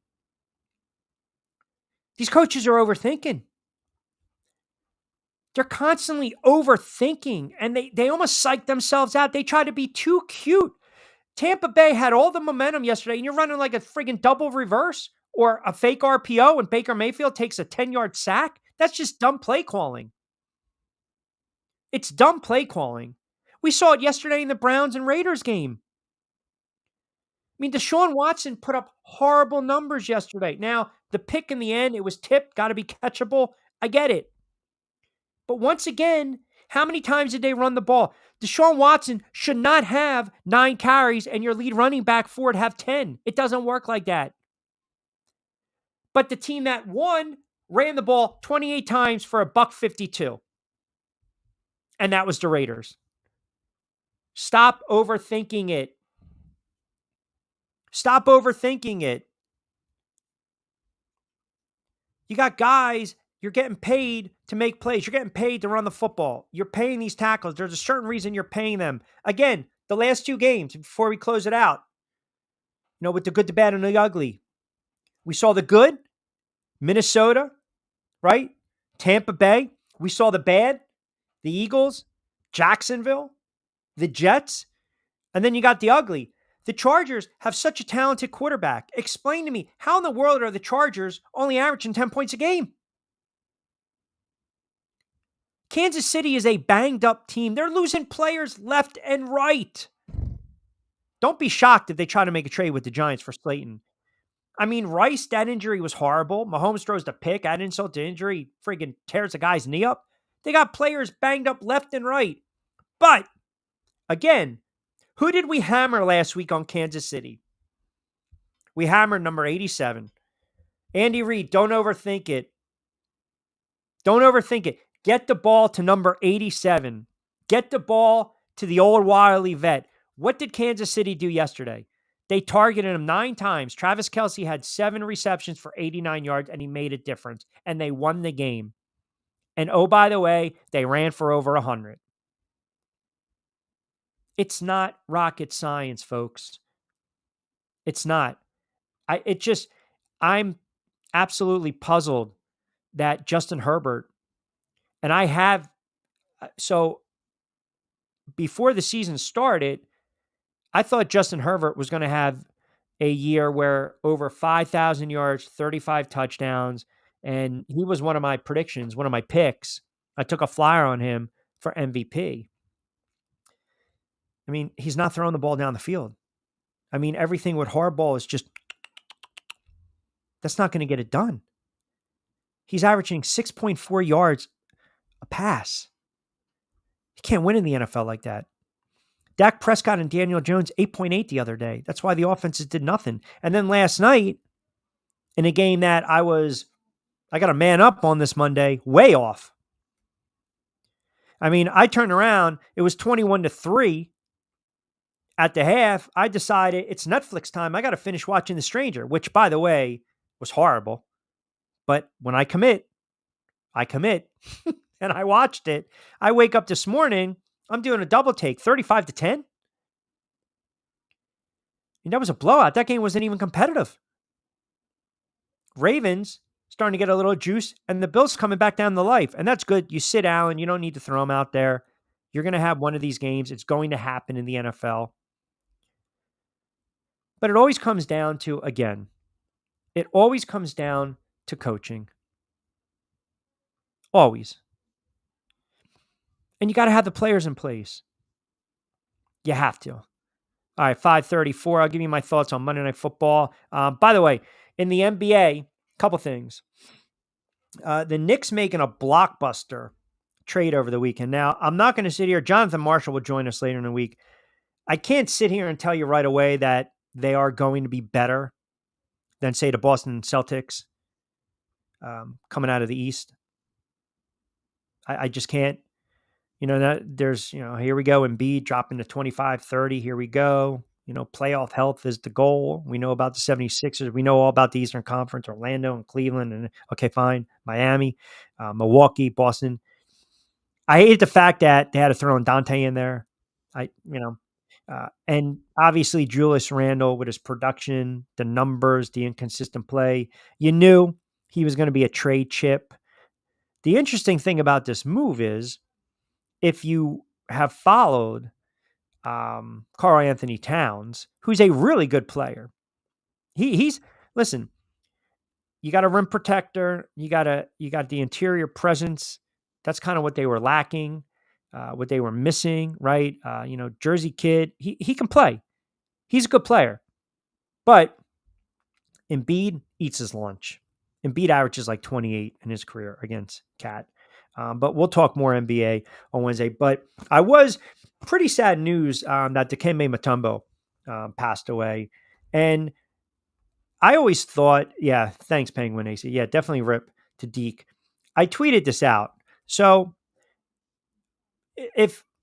now being a Knicks fan, right, as you guys know, being a Knicks fan, I will say as a pure basketball fan, watching that 2000, right, 2001 76ers team, they raced off. I was doing radio in Ohio. They raced off to that great start. Larry Brown was the coach. Billy King was the executive.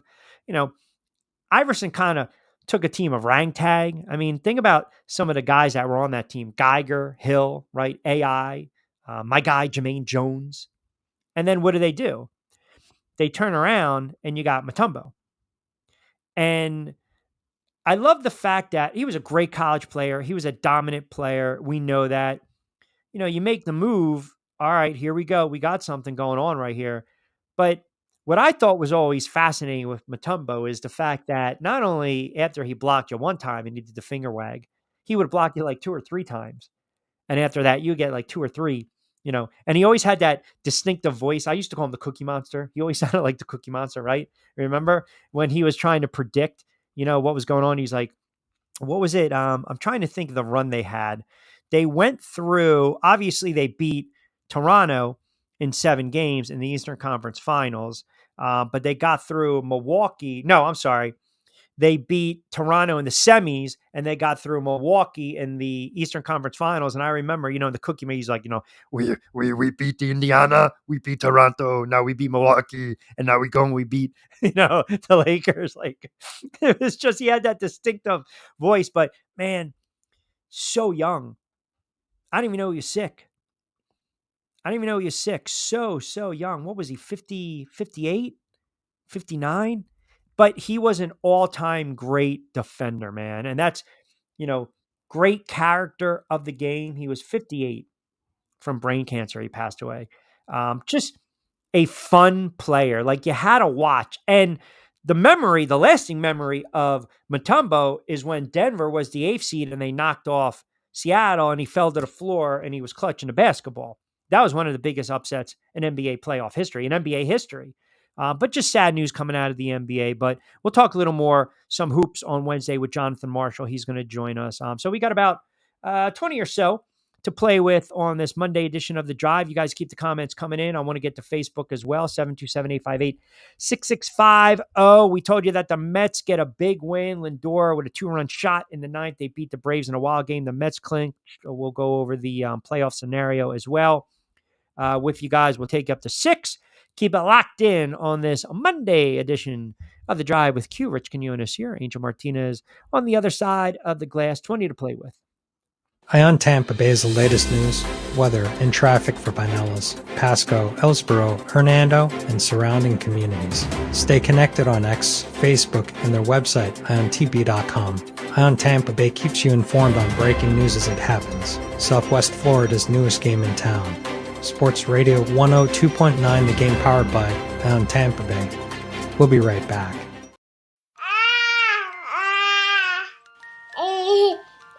To some people, the sound of a baby babbling doesn't mean much. But that's not necessarily true. By 6 months, they're combining vowels and consonants. By 9 months, they're trying out different kinds of sounds. And by 12 months, their babbling is beginning to take on some meaning. Especially if there's no babbling at all. Little to no babbling by 12 months or later is just one of the possible signs of autism in children. Early screening and intervention can make a lifetime of difference and unlock a world of possibilities. Take the first step at autismspeaks.org. A public service announcement brought to you by Autism Speaks and the Ad Council. The following is made possible by Dad. Why was the basketball court all wet? Because the players kept dribbling all over it. The dad joke. Corny, grown-worthy, but also one of the simplest ways to share a moment with your kids. Why do you have to be careful when it's raining cats and dogs? Because you might step in a poodle. And kids that spend more time with their dads grow up to be smarter, more successful. Can I tell you a cat joke? Just kidding. And with any luck, funnier adults. Why didn't the skeleton go to the dance? Because he didn't have anybody to go with. Dad jokes rule. So take a moment to make a moment and give your kid a laugh. It's as easy as going to fatherhood.gov. Brought to you by the U.S. Department of Health and Human Services and the Ad Council. That's really funny. Don't forget to get social with us. Follow Q at RichQ on Q. And now, back to Q. You're right. That's a fifth floor problem. Not in my house.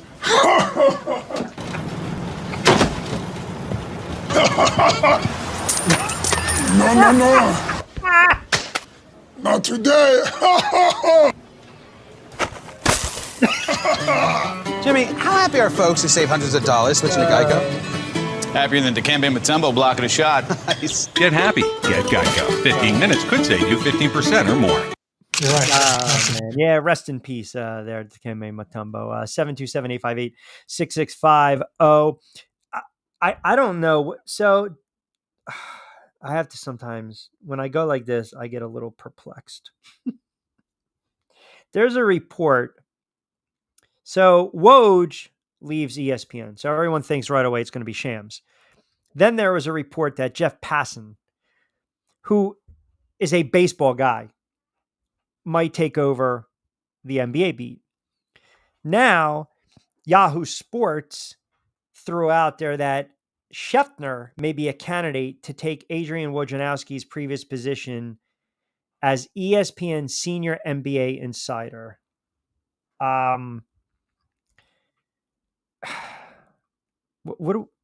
don't know. I mean, he is an NFL guy. Now, granted, the thing with Schefter over the years that has kind of rubbed me the wrong way. When you're an insider, you want to be first, right? Everyone has to be first. They got to get it out there. They got to live on the phone. They got to tweet. They got to break news. And that grind is ridiculous. Your phone is constantly buzzing. I get it. And that's why they make the type of money that they do. But I kind of got soured with the whole Jason Pierre-Paul and the HIPAA laws and the, showing the photo and the fireworks and the finger. And he's kind of hit and missed and kind of missed on some big things. And some of the,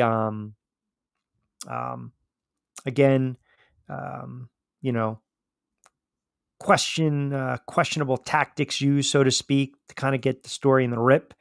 But again, you got a baseball guy and then you got an NFL guy wanting to cover the NBA. To each his own, as they like to say. 727-858-6650, 727-858-6650. All right, let me get to a couple more of your comments. Eagles fans, I got to give you guys half credit today. You weren't as salty as I thought you were going to be, even though, you guys are still salty. Robert chimes in. Q, Couldn't agree with you more. They legit paid this man, Jalen Hurts, $255 million friggin' dollars to read motivational quotes. Get the F out of here.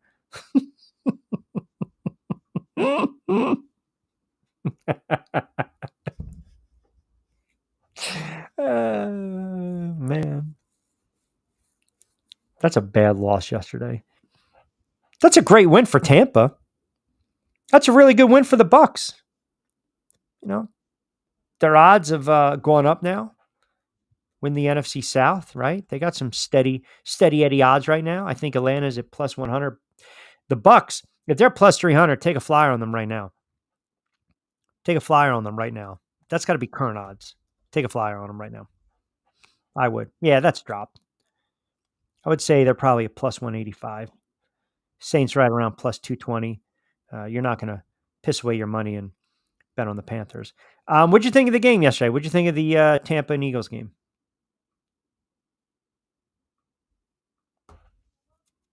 Pardon me, but you do see what I'm wearing, right? I mean, I have to squint. I see Okay. orange. You Yeah. got was that a Broncos hat? You got that right. I mean, you guys are friggin' killing me because I said my Commanders, and you're dicking around with a friggin' Broncos hat. Listen, I submitted my application last night, free agency. I'm just saying, I'm up there, minus Dallas. I will not wear a blue star. That's horrible. It is. That's a. I mean, I'm embarrassed. What you're doing right now, you're embarrassing me. No.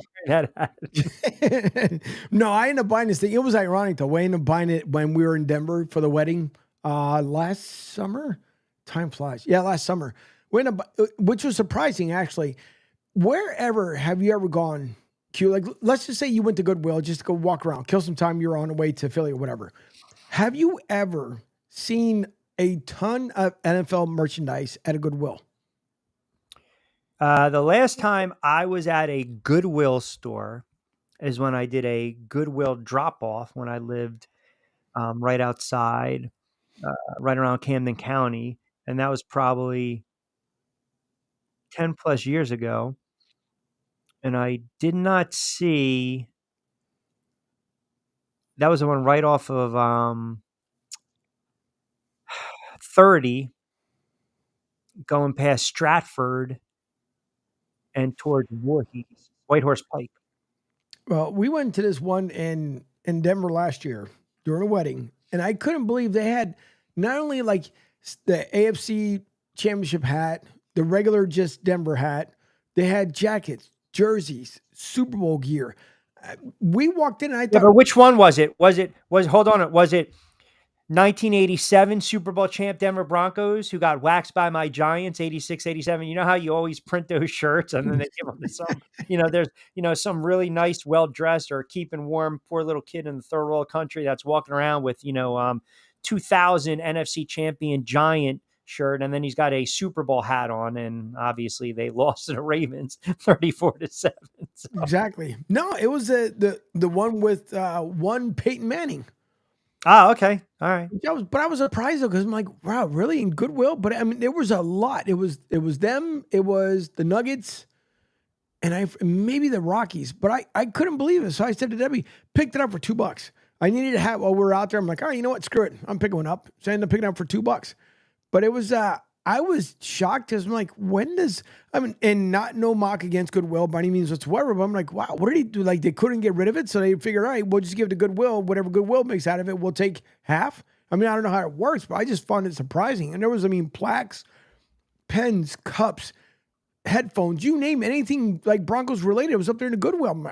We were surprised. Maybe It's like just extra. Maybe people just gave away their merch, right? I mean, it's almost like, our good friends that played against sports, they got used sports equipment and more. Maybe it's kind of like Goodwill. Could have been. But I'll tell you my thoughts here in a second is Patty, a.k.a. Trash Talk, says, I'm all for Sirianni's confidence in his offense when he goes for it on fourth down. He believes in his team. They are letting him down point blank. Should he change his tactics because of their failure? Listen, Patty, this might be the first time I might disagree with somebody because I am not a fan of him continuously going for fourth down, especially when you can get 3 out of it and he even did it yesterday. To me, you're going for fourth down. Once I get it, but when you're close to at least getting 3 out of it, take the points. Yeah, but there's a time and place. We talked about it because that's what happened again in the Saints game. You see, and this is where I'll disagree with you. Where I'll disagree with Patty, aka Trash Talker. You, these coaches, right? We talk about identity. If you're going to be aggressive, be consistent. You can't pick and choose. So again, if it's 30-yard line, it's 3rd and 6, and you're running the football, everyone knows in the building you're going to go for it on 4th down. That's why you ran it on 3rd down. Don't kick the field goal. Brady made a point the other day in Tampa Bay. He said it yesterday. Well, I would have rather if it was the Bucks. They went for it on 4th down and scored. He's like, well, I wouldn't have thrown on 3rd down, right? Because too many things can happen. You're running on 3rd, see if you can pick up some yardage, especially if it's like under 5 yards, and then you run it again on 4th, right? But in that case, I think they actually threw on 4th down and they scored. And then the one play, the rookie friggin' dropped the ball. To your point with Sirianni, I don't have a problem with coaches or Sirianni going for it on 4th down. It's when you're going for it and you have to be consistent in pretty much the same type of situations. I mean, they were down 24-0. They needed a touchdown. They got a touchdown. Then they got Tampa, I think it was a 3 and out, 4 and out. Then they punted again, punted. They went into locker room 24-7. They came out of the locker room and they scored, and that put pressure on Tampa Bay. But what did Tampa do? They went right down the field, drive of the game, brought to you from our good friends at Zen Auto Concepts. Baker was just slinging it. What was it? A 10-play drive? They went 70-something odd yards, and then they punched it in. Now, that was being aggressive because they realized, all right, possession for possession. We want – Philly can't keep up with us, so we're going to keep slinging. So now they're up 30-16. Eagles get the ball back, and they fumbled. So what you're talking about is late in the game, it's 33-16. They have no choice. I mean, it's a 4th and 11. You got to go for it. It was late in the game. I didn't see any other opportunity yesterday where they went for it on 4th down, unless I'm missing something. I don't think they went for it yesterday on 4th down, Angel. Even the weeks prior, early on in the first half, like there was what was it? Again? I'm sorry. I apologize. They were 1 for 2 on 4th down yesterday. I apologize. Go ahead. 1 for 2. So, but my thing is that when it comes down to it, like if you figure last week against New Orleans, I think, matter of fact, I'm pretty sure it was against Brazil as well in like the first quarter. Like he's going for it at 4th down. If you're not making it, what was the game where they could have went tied? You're talking about the Saints game when again he doesn't go for it, and then he goes for it when everyone was saying get to give me field goals, and then he goes for a long field goal when everyone's saying that's where you have to go for it. I get everything you're saying, but yesterday they were getting blown out. They had to sustain drives, and that's why Tampa kind of went soft coverage a little bit because we'll give you 20-20. We know when the Eagles are down, pretty much you're down 30-16. You're down 30. It was 24-7, and then what was it? 30-16 early on, right? Once Tampa scored and the Eagles fumbled, at that point of the game, even though you're in the third quarter, you got to start thinking about going for it on 4th because you weren't able to stop them. And I'm trying to find the drive besides the last one where they actually went for it. They fumbled. They didn't go for it there on a touchdown. They punted there. So they had a 4th and field. They had to. That was bad. That was the muff. They punted there. 4th and 10, they're not going for it. 4th and 17, no, they're not going for it. Punt. And the only other touchdown drive, I'm trying to find where it was. But to your point, I understand what you're saying, but I think there's a time and place where you have to go for it on 4th down. They were 4th and goal from the Tampa 1. Oh, yeah, okay, duh. It was towards the end of the half. Right. Yeah. You have to go for it there. You don't take the points. You're down 24-0. You have to. I would not have gotten on him if they failed and they didn't get a touchdown. You have to go for it, down 24-0. They had nothing cooking offensively. They couldn't stop Tampa Bay. Right, that you have to find some type of offense, right? You have to. And the other thing is they also knew they were getting the ball coming out of the half. So you have to go for it there. I have no problem with him going for it. They convert it, and then they scored a touchdown coming out of the half. I just want him to be consistent. That's all. And if he's not being consistent, then that's kind of one thing. All right, I know we're getting some echoes in the background there. So that's kind of the one thing that we don't want. Um, you have to be consistent. And the problem was you have to pick and choose your spots. And if you're not picking and choosing your spots, if you want your coach to consistently, it goes back to last year again with Dan Campbell. Everyone got on Dan Campbell in the playoff game. It was the right call. The analytics, the gut, it's who he is. It's how he makes his bones. It's why it's why he's the coach of the Lions. It was just a poorly executed play, and the option was not there. It was a bad option. You don't throw the ball to the receiver. That's not your primary target, is my point. It's not your primary target. It's not, but I got tired too of hearing about the excuses, this, that, and the other. It's like if everybody knows you always have the next man up, period. So the excuses come dime a dozen. Well, now you're talking about the quarterback play. So now you're talking about something else, right? Because every team, yeah. No, you said, what did you think about the game yesterday? So I'm telling you that. But you're saying next man up in what regard? That's your wide receivers, guys you signed off, off the practice field, off the practice squad. You got it. It was almost like you were making excuses, not you, obviously, in person. Yeah. No, I got you. Where, it was the constant thing where, we brought the IV bags, we're hydrating these guys, but I'm sorry, how many figures did you guys make? And you can't tell me that you can't take a 2-bottle water drink before you come down. I'm just saying, I don't know. But it's so the orange slices at the half. Yeah, it's freaking ridiculous. You tell me, what are you doing? At half, hit me. I got it. IV. Yeah. Good. I'm. Come on, man. Yeah. Stop it. Let me give you Q's picks real quick from Played Against Sports and BYP. Remember the promo code BYP20 for fresh roasted coffee. Real quick, the 2 double dip.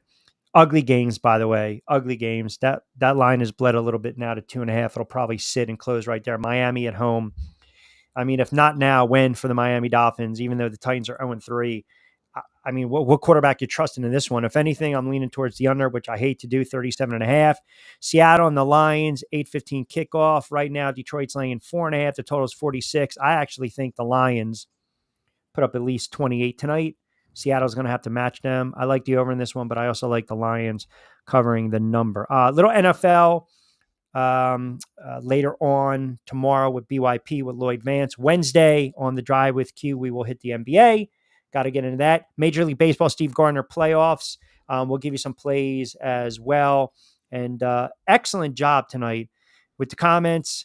You guys were absolutely crazy and insane with the engagement. But you know what? We love the engagement because that's what we do. So, all right, keep it locked in. We got some good content coming up. Do not go anywhere. We got our guy, Jay, coming up as well with his new show. Keep it locked in. I want all my audience to bleed over, support him, comment, and just give him a shot. We're happy to have him on Sports Radio 102.9 FM. The Game. Angel Martinez behind the glass producing show, keeping us on the air. Got to remind everyone, our good friends over at Zen Auto Concepts in Stuart, Florida. Played Against Sports, 1450 Clements Bridge Road in Deptford, New Jersey. The promo code, we'll stick it in the show notes on BYP. That'll be for tomorrow. And, of course, Wednesday's portion of the drive, our picks from our good friends over at Fresh Roasted Coffee. 4-1 over the weekend. If you guys want to start tailing me, you can tail me. Go ahead.